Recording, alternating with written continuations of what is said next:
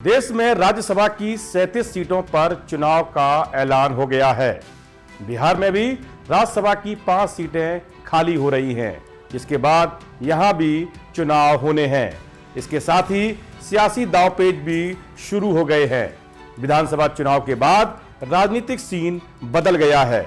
विधायकों की संख्या के आधार पर 4 राज्यसभा सीटें आसानी से सत्ता पक्ष यानी एनडीए जीत सकता है, लेकिन असली मुकाबला 5वीं सीट के लिए है। नमस्कार, मैं हूं विवेक शर्मा और आप देख रहे हैं न्यूज नेशन का डिजिटल प्लेटफॉर्म। और आज हम बात करेंगे बिहार में राज्यसभा की 5वीं सीट को लेकर राजनीतिक गोलबंदी की। दरअसल इस 5वीं सीट पर जीत और हार का फैसला 7 विधायक तय करेंगे। आखिर कौन है ये विधायक? तो आपकी जानकारी के लिए बता दूं, इन 7 विधायकों में 5 ओवैसी की पार्टी यानी AIMIM के हैं और एक बसपा और एक निर्दलीय विधायक IP गुप्ता हैं। ऐसे में ये बिल्कुल साफ है कि इन 7 विधायकों के समर्थन लिए बिना ही एनडीए और इंडिया ब्लॉक 5वीं राज्यसभा सीट जीत सकती है। इसलिए राज्यसभा चुनाव में असदुद्दीन ओवैसी की पार्टी के AIM के 5 विधायक किंग मेकर की भूमिका निभा सकते हैं। लेकिन इसी बीच AIMIM में टूट की चर्चा भी शुरू हो गई है कि ओवैसी के विधायक जनता दल यूनाइटेड का रुख कर सकते हैं। हालांकि अख्तर उल इमान ने इन अटकलों को खारिज करते हुए कहा कि उनका कोई संपर्क नीतीश कुमार से नहीं हुआ है। पार्टी प्रमुख असदुद्दीन ओवैसी का बयान भी चर्चा में है। वहीं अख्तर उल इमान ने इशारों में बहुत कुछ कह दिया। उन्होंने कहा कि राज्यसभा चुनाव में पार्टी किसी को समर्थन देने की जगह खुद अपना उम्मीदवार मैदान में उतारेगी। सुनिए उन्होंने क्या कहा। ये बड़ा मसला है साहब। मैंने हम लोग सपोर्ट करेंगे और कोई हमको सपोर्ट नहीं कर सकता क्या? कोई हमको सपोर्ट नहीं कर सकता क्या? सवाल ये पता है कि इस वक्त 56 इंच के सीने के सामने में सबको पसीना आ जाता है। मजबूती से अगर कोई बोलता है तो बैरिस्टर असदुद्दीन ओवैसी बोलता है, तो लोकसभा में बोल रहे हैं। राज्यसभा में फिर कौन 56 इंच सीने को पसीना निकालेगा? उसके लिए जरूरी है कि MIM के किसी आदमी को भेजा जाए और हमारे लिए समर्थन के लिए आप लोग हालात बनाइए। अख्तर उल इमान ने शाराना अंदाज में जवाब देते हुए कहा कि जो लोग पहले पार्टी छोड़कर गए थे उनका हर्ष सबने देखा है। उन्होंने दावा किया कि पार्टी के विधायक अपनी जगह मजबूती से खड़े हैं और किसी तरह की टूट की कोई संभावना नहीं है। इधर आरजेडी के विधायक रणविजय साहू ने कहा कि AIMIM की विचारधारा मुख्यमंत्री से ज्यादा तेजस्वी यादव से मेल खाती है। फिलहाल अटकलों से सियासत गरमाई हुई है।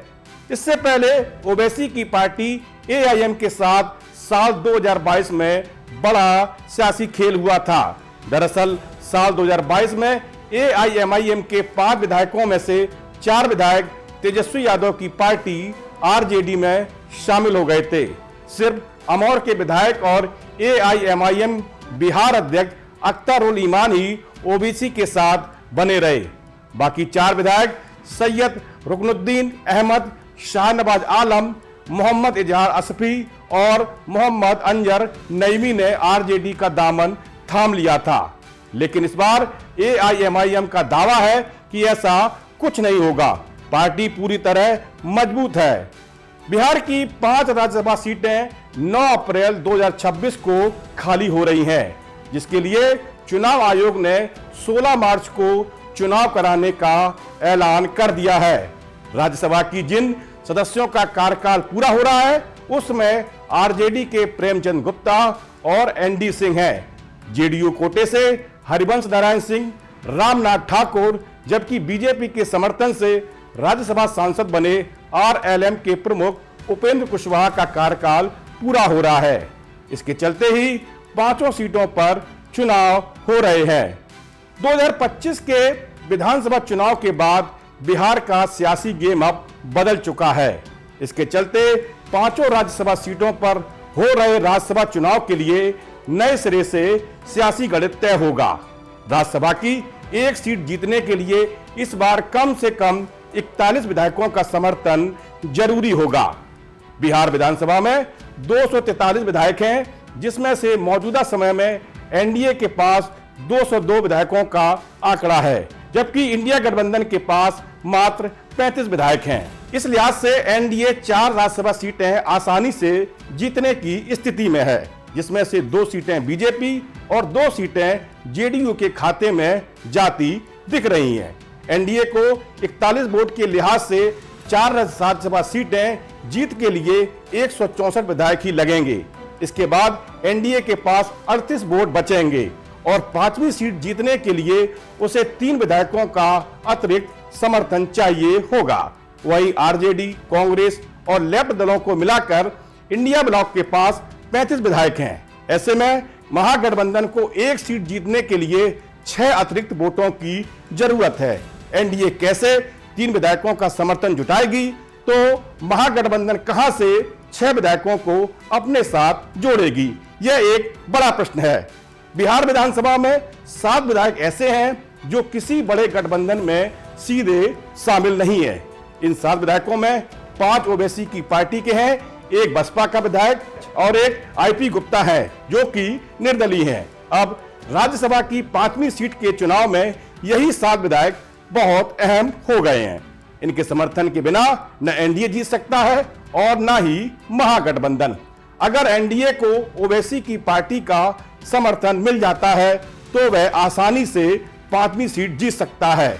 वहीं अगर महागठबंधन को एआईएमआईएम के 5 विधायक, बसपा का 1 विधायक और 1 निर्दलीय आईपी गुप्ता का साथ मिलता है तो उसकी जीत भी आसान हो सकती है। वास्तव में ये 7 विधायक किंग मेकर की भूमिका में है। एनडीए को जीत के लिए इन 7 में से कम 3 विधायकों का समर्थन चाहिए, जबकि महागठबंधन को 6 विधायकों का साथ जुटाना होगा। इसी वजह से दोनों तरफ से जोरदार राजनीतिक कोशिशें जारी है। एआईएम के स्थापना दिवस पर आईपी गुप्ता हैदराबाद पहुंचे थे और ओवैसी के साथ मंच पर नजर आए। माना जाता है कि तेजस्वी यादव ने आईपी गुप्ता के जरिए ओवैसी को मैसेज भिजवाया है, रिप्लाई अभी वेटिंग में है। वहीं मायावती की ओर से अब तक हरी झंडी नहीं मिल पाई है। दूसरी ओर ऐसी खबरें हैं कि एआईएमआईएम विधायकों की नजदीकियां मुख्यमंत्री नीतीश कुमार से भी बढ़ रही हैं। पिछले दिनों ओवैसी के विधायकों ने सीएम नीतीश कुमार से मुलाकात की थी। इसके अलावा एआईएम के ज्यादातर विधायकों का सियासी बैकग्राउंड जेडीयू कर रहा है।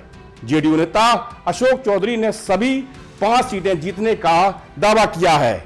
ऐसे में सियासी शह मात का खेल शुरू हो चुका है और अब देखना है कि सूबे में 5वीं राज्यसभा सीट पर किसका कब्जा होता है।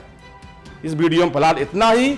आपको ये वीडियो कैसा लगा कमेंट बॉक्स में अपनी राय जरूर दें।